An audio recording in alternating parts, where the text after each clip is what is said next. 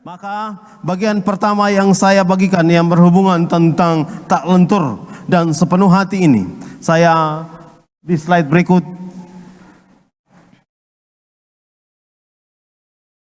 dalam bilangan saya memberi judul slide berikut tidak punya jiwa yang lain. Bapak kasih Tuhan Yesus, kata punya jiwa yang lain ini selalu diikuti dengan kesetiaan. Maka kalau kita baca di bilangan 14 ayat ke-24, Tuhan sendiri memberi kesaksian tentang Kaleb bin Yefune ini bahwa dia seorang yang setia, dia seorang yang taat dan mengikuti Tuhan dengan sepenuh jiwa. Lain jiwanya ini bicara tentang ketaatan, lain jiwanya bicara tentang kesetiaan di hadapan Tuhan, dan lain jiwanya berhubungan dengan sepenuh hati.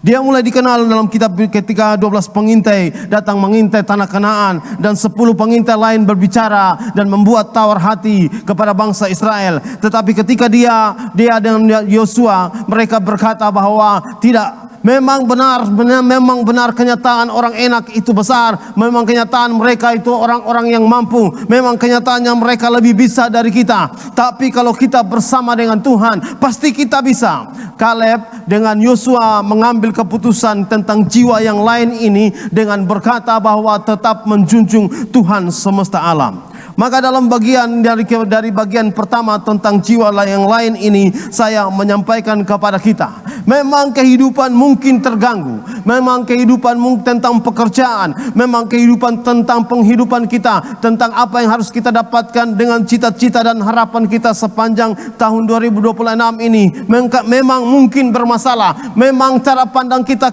berpikir bahwa itu lebih besar, itu sama seperti raksasa di Enak, seperti raksasa yang menenggelamkan harapan-harapan orang Israel pada waktu itu ketika menuju ke tanah Kanaan sampai ke janji Tuhan. Seperti itu juga, memang itu bisa mengganggu kita, memang itu juga bisa mengkhawatirkan kehidupan kita. Tapi seperti Yosua dan Kaleb, memang mereka besar, tapi Tuhan dalam saya lebih besar. Memang mereka besar, tapi berjalan dengan Tuhan saya sanggup untuk melakukannya. Memang kebingungan saya tentang apa yang terjadi di hari besok dan hari-hari akan datang, tapi kalau saya bersama dengan Tuhan, maka saya sanggup. Bapak Ibu kasih Tuhan Yesus, maka saya masuk di bagian ini. Saja Kristus Gembala. Kita baca kisah perjalanan bangsa Israel. Kita baca bagaimana seorang yang mendedikasikan hidupnya kepada Tuhan sepanjang perjalanannya. Ketika dia mulai mengikuti Tuhan bersama dengan Musa, bersama-sama dengan pemimpin-pemimpin lain, masuk menuju ke tanah Kanaan dalam perjalanan keluar dari tanah Mesir. Kita menemukan, kita tahu bahwa banyak sekali persoalan. Tapi kalau bersama dengan Tuhan, kita sanggup. Dia sanggup. Sama dengan seperti bagian itu. Bapak Ibu kasih Tuhan Yesus, kalau kita baca di kitab Perjanjian Baru, di kitab Injil, ada masa di mana Yesus jalan dengan murid-murid Tuhan. Mereka naik perahu sama-sama dalam perjalanan menuju ke seberang. Tapi ternyata ada badai datang. Sebagai orang percaya, kita hidup bersama dengan Yesus, kita dedikasikan hidup kita kepada Yesus, kita menjadikan Yesus sebagai Tuhan, dan kita menghambakan diri kita kepada Yesus sebagai Tuhan. Memang jaminannya jalan dengan Yesus itu baik, tapi tidak pernah ada cerita tidak ada badai.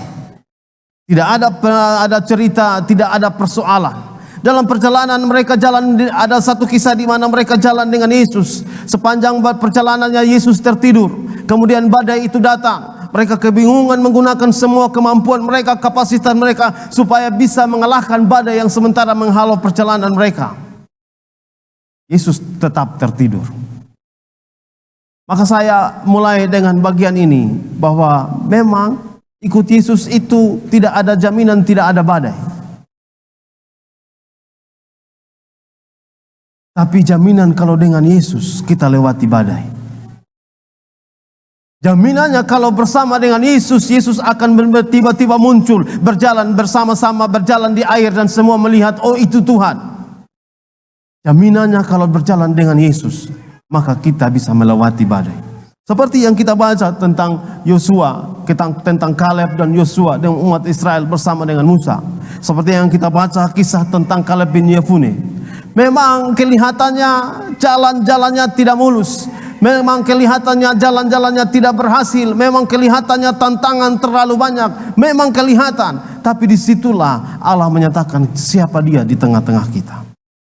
Kalau kehidupan kita terlalu ada yang sangat mulus semuanya, maka kualitas iman kita, kualitas murid kita sebagai murid yang mengikuti sajak Kristus Gembala adalah kualitas yang tidak kuat, kualitas yang tidak bisa menghadapi apapun.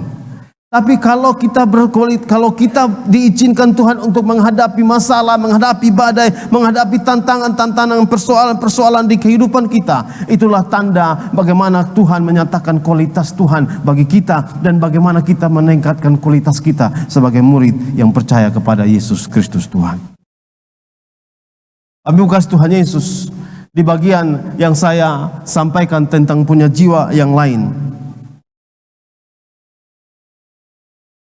Ketika 10 pengintai yang lain mengeluh, ketika 10 pengintai yang lain menyatakan tawar hati kepada umat Israel, ketika 10 pengintai yang lain menyatakan masalah lebih kuat dari Allah,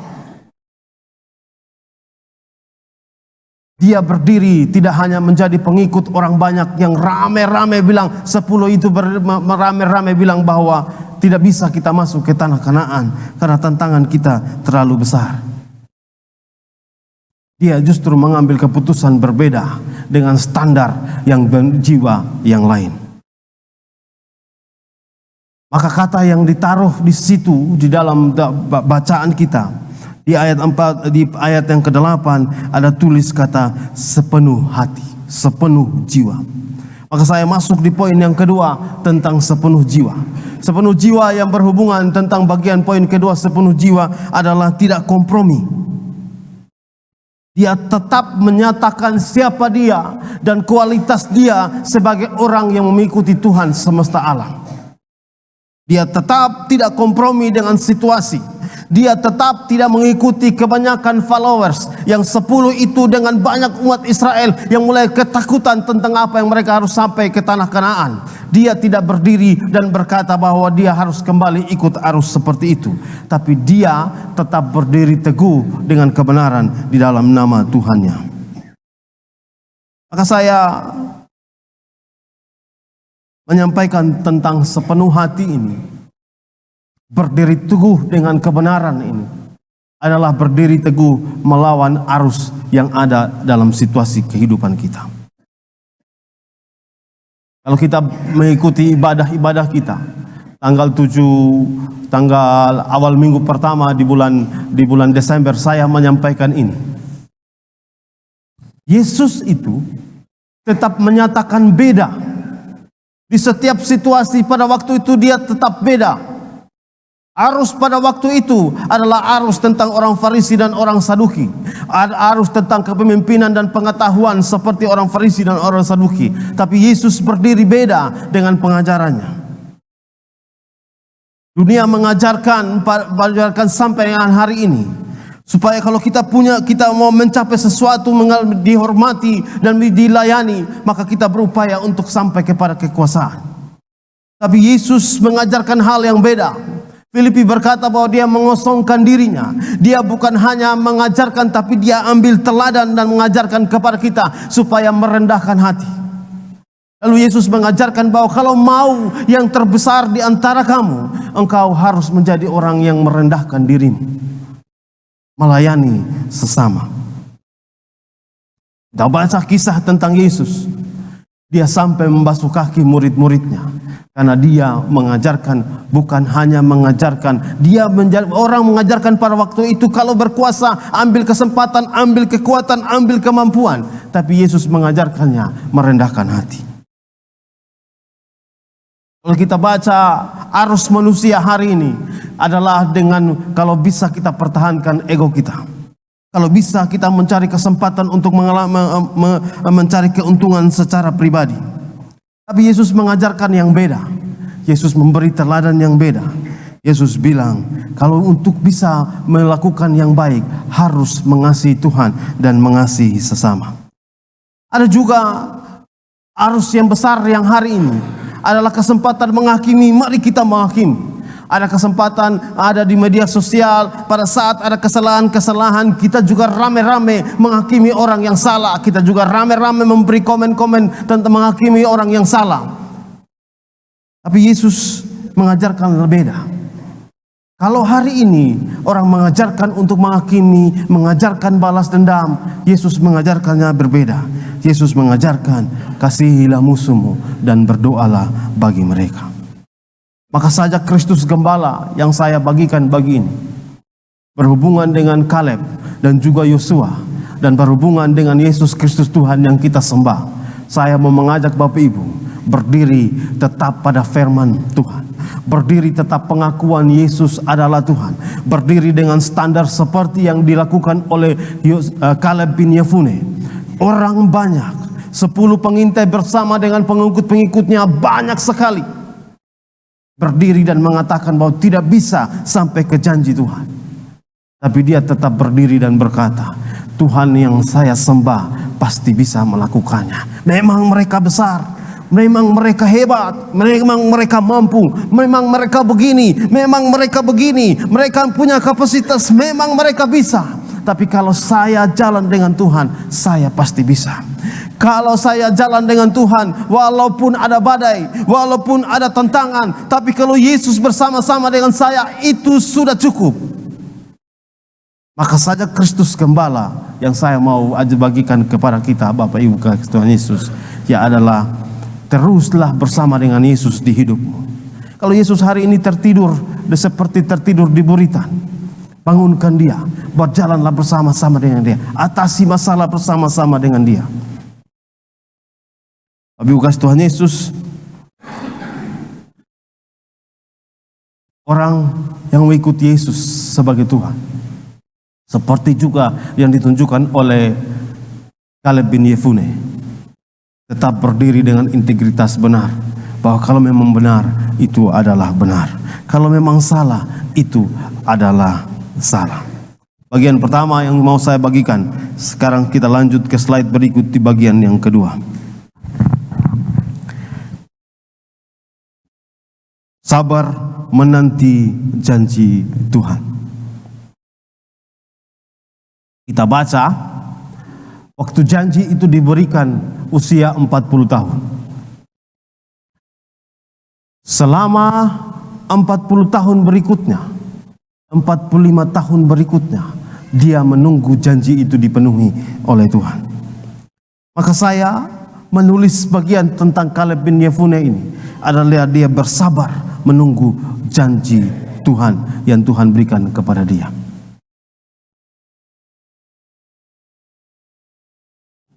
Sepanjang masa mereka berputar-putar di padang gurun, mengikuti tiang awan dan tiang api, mengikuti tuntunan Tuhan untuk masuk ke tanah Kanaan. Sepanjang masa itu juga dia menunggu dan mengikuti apa yang Tuhan janjikan kepada dia. Dia sabar menunggu janji yang Tuhan berikan kepada dia. Ada banyak masa di mana orang Israel tidak percaya. Ada masa di mana orang Israel bersungut-sungut dan berkeluh kesah dan bicara tentang Tuhan tidak benar, bicara tentang Musa, bicara tentang pemimpin-pemimpin waktu itu dan menyampaikan hal-hal yang tidak benar. Ada masa di mana mereka ragu-ragu tentang mencapai janji Tuhan. Tapi kita baca kisah tentang Kaleb bin Yefune. 45 tahun dia menunggu. Dia tidak pernah bicara dan mengeluh dan menyampaikan hal-hal yang berlawanan dengan janji Tuhan. Maka bagian dari ini saya sampaikan kepada Bapak Ibu kekasih Tuhan Yesus. Ujian iman yang benar adalah ujian tentang waktu. Kita gampang bilang haleluya dan puji Tuhan ketika jawaban-jawaban doa dijawab dengan cepat. Tapi ketika jawaban-jawaban doa itu menunggu waktu, kita juga lebih banyak sama seperti umat Israel. Kita mengeluh, kita berkeluh kesah. Bukan hanya kita berkeluh kesah, tapi kita ambil keputusan untuk menyalahkan orang lain. Kita ambil keputusan untuk menyalahkan pemimpin. Kita ambil keputusan menyalahkan kawan-kawan selevel kita. Kita ambil keputusan menyalahkan orang-orang yang di bawah kita. Gara-gara karena kita tidak sabar menunggu janji yang Tuhan janjikan kepada setiap kita. Kita baca kisah tentang Kaleb bin Yefune. Dia sabar menunggu sampai 45 tahun. Saya tidak tahu Bapak Ibu kasih Tuhan Yesus, ada janji yang Tuhan sudah bicarakan dengan Bapak Ibu sebagai keluarga, atau janji yang Tuhan bicarakan kepada Bapak Ibu sebagai anak, sebagai pribadi, atau juga janji yang Tuhan berikan kepada saudara-saudara, anak-anak muda yang sementara ini berupaya untuk menyelesaikan tugas, menyelesaikan tanggung jawab, bahkan berhubungan tentang pekerjaan yang sementara engkau cari. Saya tidak tahu berapa lama. Baik, kalau kita belajar dari kisah Kaleb bin Yefune ini, dia butuh 45 tahun sampai kepada janji yang Tuhan berikan kepada dia. Sekarang kita omong tentang Yesus. Dia butuh 30 tahun sampai dia mulai mengajar. Sampai mulai mujizat pertama di pesta di Kana terjadi. Kita hanya baca kisah tentang kelahirannya, kemudian kita kisah tentang berusia 12 tahun. Setelah itu hilang. Yesus menunggu 30 tahun untuk sampai bisa menyatakan dan melakukan janji Bapa dan menyelamatkan setiap umat manusia. Maka saya juga kembali di bagian ini. Ada banyak janji yang saudara terima sebagai orang percaya. Ada banyak janji. Tapi kalau kualitas iman kita ditentukan dengan waktu kita tetap menunggu janji yang Tuhan berikan bagi kita. Kaleb menyampaikan kepada kita, mengajarkan kepada kita bahwa iman sejati itu tidak luntur dengan waktu. Tidak menjadi pahit karena keadaan tidak adil. Tidak menjadi pahit karena situasi tidak baik dalam kehidupan kita. Tapi dia tetap ada dan menunggu bahwa janji Tuhan itu pasti tergenapi. Bagian yang kedua dari kisah Kaleb bin Yefune yang saya bagikan bagi kita di ayat yang ke-11. Pada waktu itu aku masih sama kuat seperti pada waktu aku disuruh Musa. Seperti kekuatanku pada waktu itu demikianlah kekuatanku sekarang. Apa yang terjadi? Dia bilang begini, waktu Tuhan berjanji kepada saya pada usia 40 tahun, sampai dengan hari ini pada usia 85 tahun, saya masih tetap sama. Saya masih tetap sama, saya masih tetap kuat yang sama. Apa benar seperti itu? Bapak Ibu kasih Tuhan Yesus. Ayat saya masuk di bagian ini. Dia tetap jaga kebugaran rohaninya. 40 tahun sampai 45 tahun. Dari usia 40 tahun dia tetap ada dan mengikuti Tuhan dengan setia. Sampai dengan usia 85 tahun dia tetap dengan kekuatan yang sama. Dan dia menyatakan dengan iman dengan kekuatan yang sama. Dia menyampaikan dengan bagian bahwa dia tetap sama. Ini bicara tentang kebugaran rohani. Bugar secara rohani. Fresh secara rohani. Maka kalau kita bicara tentang bagaimana kita bugar dan fresh secara rohani, adalah ada waktu kita dengan Tuhan. Ada waktu kita dengan berkesempatan menyanyi, memuji Tuhan. Ada waktu kita mengambil kesempatan berdoa. Ada waktu kesempatan kita merenungkan kebenaran firman Tuhan. Supaya kita tetap fresh secara rohani. Bugar secara rohani. 45 tahun pada usia 85 dia berkata bahwa saya tetap sama. Kekuatannya tetap sama seperti waktu masa saya 40 tahun yang lalu. Karena dia menjaga kebugaran rohani.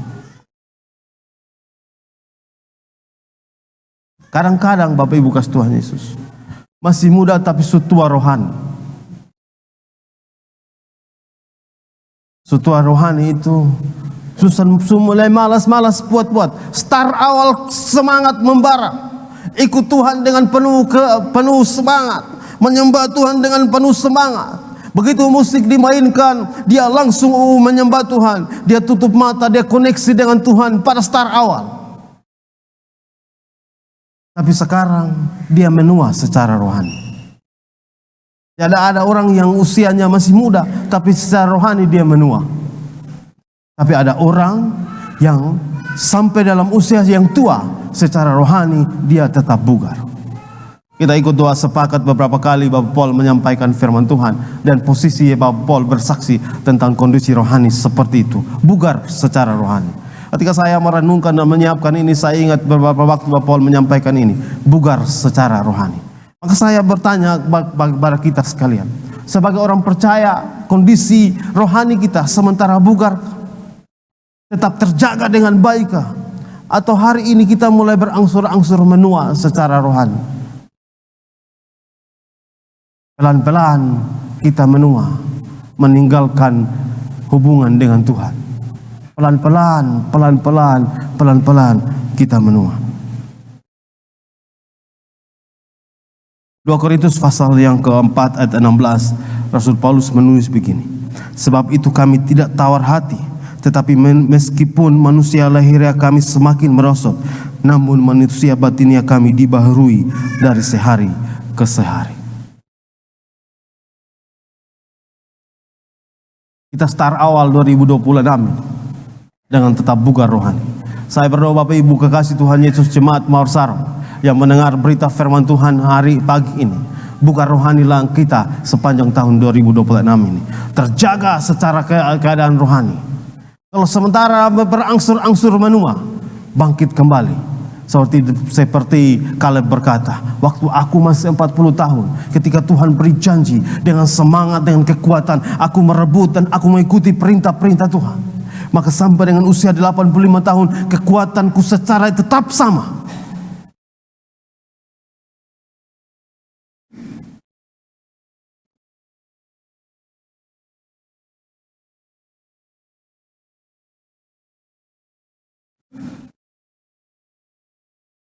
Bagian yang ketiga dari berita firman Tuhan yang saya bagikan pagi ini.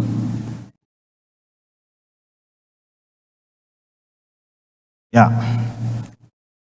Di Yosua 14 ayat yang ke-12.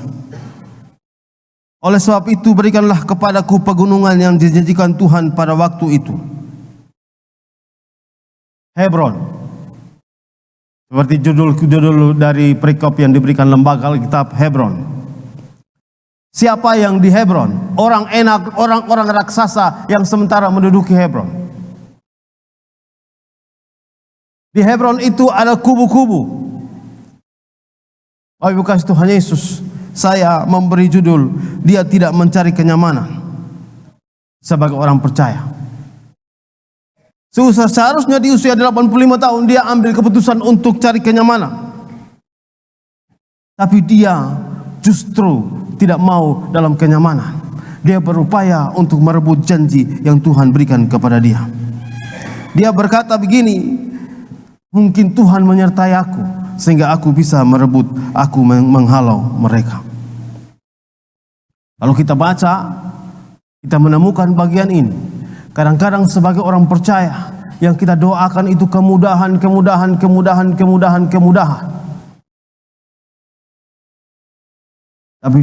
Tapi Kaleb tidak melakukan bagian itu. Yang dia ambil keputusan. Janji Tuhan yang Hebron, yang parah, yang menurut pandangan itu penuh dengan raksasa, bisa dia taklukkan.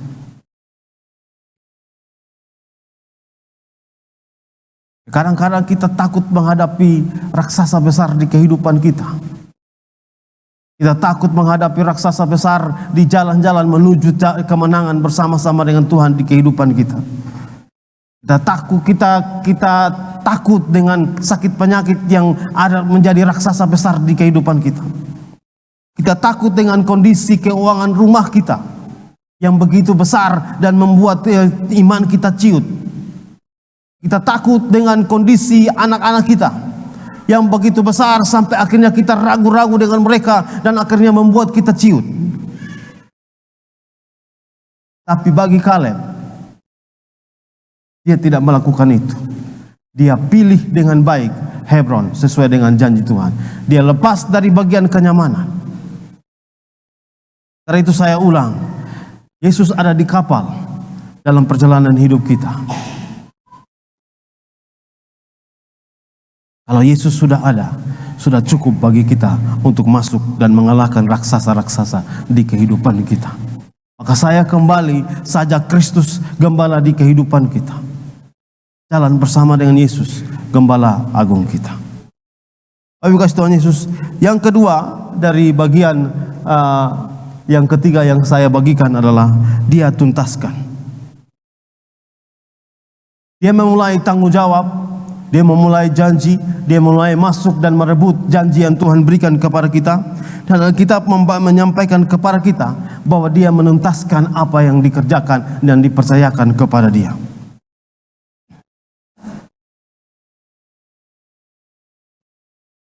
Sebagai orang percaya, saya ulang, kadang-kadang kita mulai dengan semangat, tapi kita tidak menuntaskan kehidupan kita. Kadang-kadang kita berjalan mengikuti situasi di mana akhirnya kita mengambil keputusan untuk beristirahat dan istirahat terus-menerus dan melupakan Tuhan dan melupakan apa yang Tuhan mau kita lakukan sebagai orang percaya. Seperti juga kadang-kadang kita berpikir kita mewariskan masalah kepada generasi berikut dan tidak mau untuk kita selesaikan segala sesuatu dalam masa generasi kita. Bapak Ibu kasih Tuhan Yesus, ini bagian firman Tuhan yang saya bagikan bagi kita.